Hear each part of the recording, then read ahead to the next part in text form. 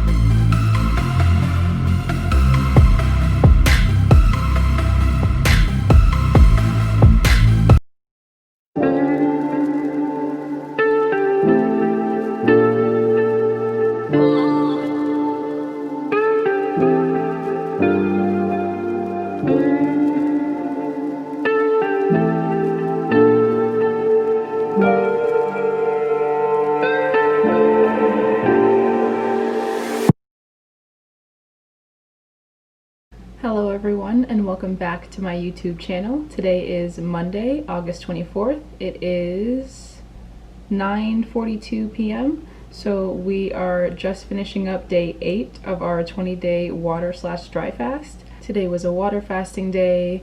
All of our weekdays are going to be water fasting days going forward. I just thought that it was too big of a distraction to try and do dry fasting during the week.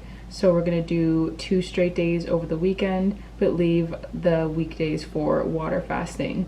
I will say the dry fasting over the week was difficult. I was definitely counting the hours until I could drink water again, and I have been chugging water all day. My body has retained most of it, so I'm not sure if we'll see much of a difference on the scale today, or if any difference at all. So without further ado, let's go ahead and do our 8th weigh-in.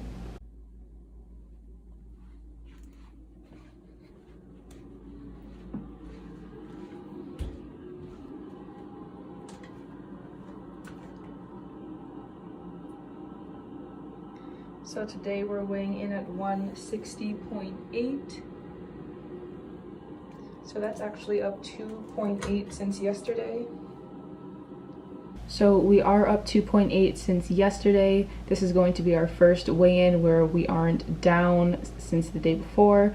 That's simply because we deprived our body of water all weekend, and as I drank water throughout the day, my body absorbed most of it. So it has retained a lot of water, and that definitely showed up on the scale. Doesn't mean we didn't have any fat loss today. Once again, it was a fasting day. I also did a 30-minute walk on the treadmill. It is, of course, just water weight. You can't put on fat when you don't eat anything. One thing I want to get into today is how fasting can affect your metabolism. As I said before, when I was over 100 pounds heavier, I was eating maybe 1,500, 1,800 calories a day to maintain my weight. Without exercise.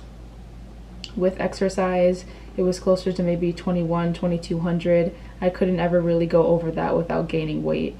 And like I said, that was over 100 pounds heavier than I am today. And as of today, I could definitely eat close to 2,500 calories at maintenance. And so it just blows my mind that I can eat so much more food now at a much lower weight than I could before.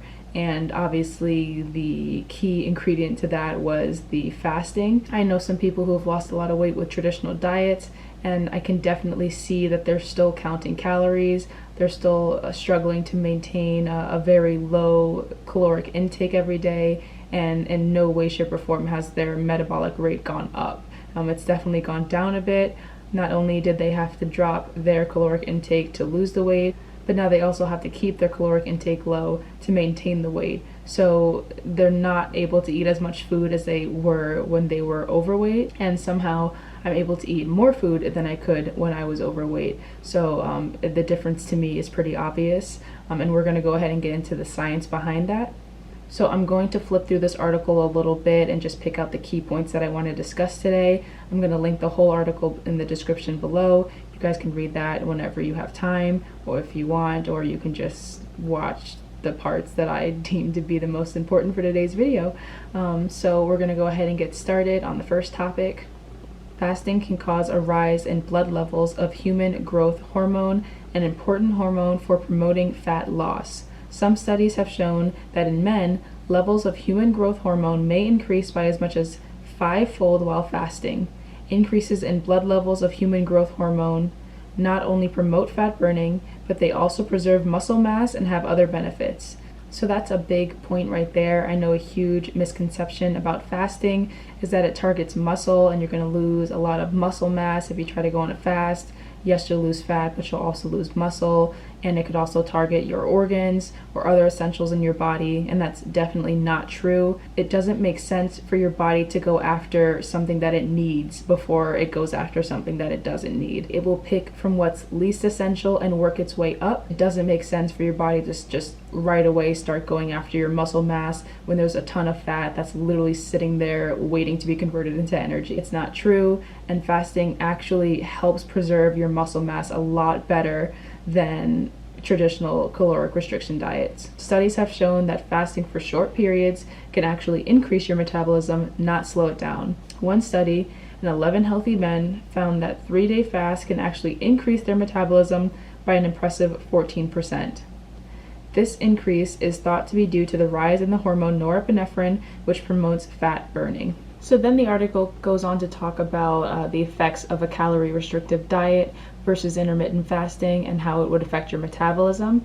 And they also talk about that show, The Biggest Loser, and how a lot of the contestants lose weight very fast with their diets and their high amounts of exercise. However, most of them do end up regaining it, and this kind of goes into why that's the case. Severe calorie restriction over a long period can cause your metabolic rate to drop as your body enters so-called starvation mode, or adaptive thermogenesis. Your body does this to conserve energy as a natural defense against starvation. This has been demonstrated dramatically in a study of people who lost large amounts of weight while participating in The Biggest Loser show on TV.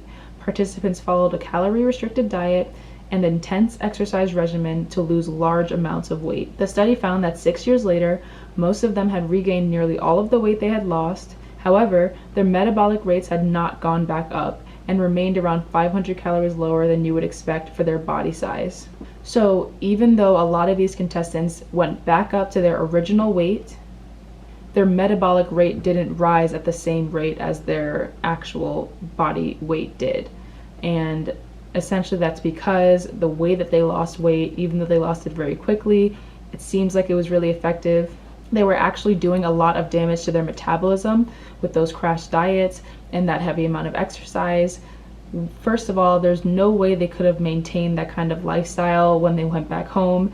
And they don't show it on the show, but these people were working out like 8 to 10 hours a day. A lot of them were eating 1,200 to 1,500 calories, and some of them were well over 300 pounds. So if you cut your calories that much, you exercise that much, of course the results are going to be dramatic, but that's not at all sustainable. You haven't really taught them anything that they can live with. Other studies investigating the effects of calorie restriction on weight loss have found similar results.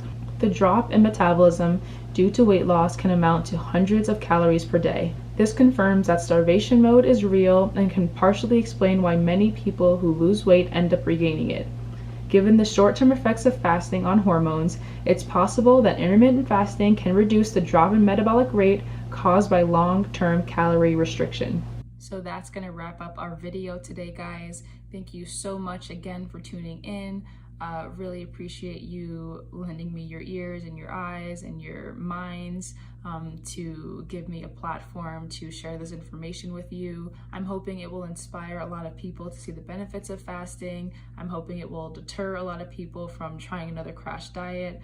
There's definitely a better, easier, healthier way out there for you.